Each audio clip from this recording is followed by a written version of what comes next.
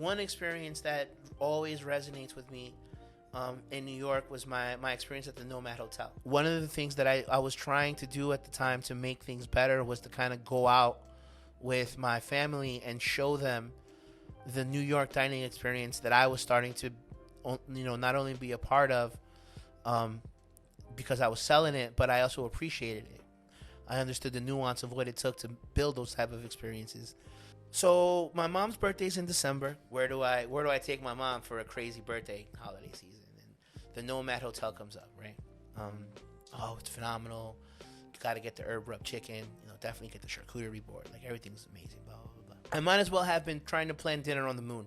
Grant reached out to his friends because I couldn't get a reservation on my own. I couldn't. Like, they were basically booked through the month. So that conversation that Grant and I are having reaches the ears of a mutual friend who knew us both, and they actually reached out to me after the fact, and they said, "Hey, Charlie, I heard that you were trying to make this happen, for your family. What's the deal?" And so I explained it to them, and they say, "Okay, well, let me see if I can reach out to someone, and let me see what I can do." Right. So they reach out. And lo and behold, they get a hold of me a couple days later, and they say, "Hey, man, but I actually got you a reservation on the same day, but I got it for you at 7 o'clock."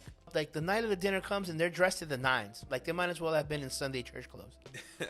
It's crazy, right? Yeah. Nice dress. And my mom is super happy, We had never done anything like that as a family.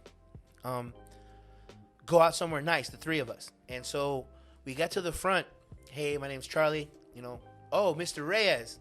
Yes, your 7 o'clock reservation. Just give us a moment. We actually have a captain's table that we've put aside for you, right in the middle of the dining room by the fireplace. We picked that table for you. We hope it's great." Yeah. I thought you were gonna put me in the kitchen. Yeah. You know what I mean? Like, yeah. Fuck, man. Like, that's great. Yeah, absolutely. They bring over one of these exclusive bottles, and they say to me, "This is on behalf of of us here at the Nomad. We wanted to welcome you. We know who you are, where you work, what you do, and welcome in it," because Charlie Bird was still relatively new. Yeah. They say, "Welcome. If there's anything we can do, blah blah blah blah." Bro, my mom was blown the fuck away. Right? Who are these people? How do they know you? What have you done to them? Yeah. Are you selling drugs? Yeah. Are you doing that again? Yeah. Because we talked about that. Like, that's why you came home. Yeah. So that you didn't do that. Yeah. Right? Phenomenal meal. By the end of the first course, my mom and my sister are smacked because they don't drink, right? So we've put the Krug down. We put a bottle of Rudy Piekler down. So, they Corvan glasses at the Nomad. I start drinking crazy wines with my meal. I'm drinking 25-year scotch for dessert. Yeah. Just having a phenomenal time, right? Yeah. So we get to the end of the meal, and I ask the server, who's now a friend, to please bring me the check, right? And they say that the check has been taken care of and that they are not allowed to drop anything on me. And they let me know that the friend of Grant and mine who went out of their way to make the reservation has also turned around and taken care of the bill, right? It was a big bill. Yeah.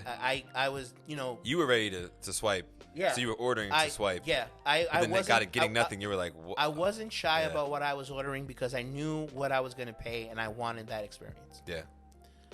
I wasn't allowed to pay. I had to insist for like 45 minutes until I finally asked for an espresso. And then when they brought me another espresso, I'm like, "Please charge me for this so that I can fucking tip you." Yeah. Blown away by the experience.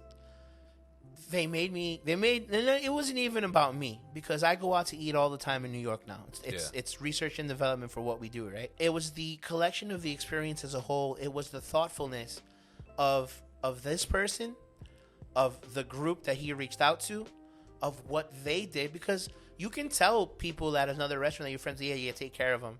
And how many times have you heard that in a manager's meeting, like, "Oh yeah, just send them a dessert, whatever."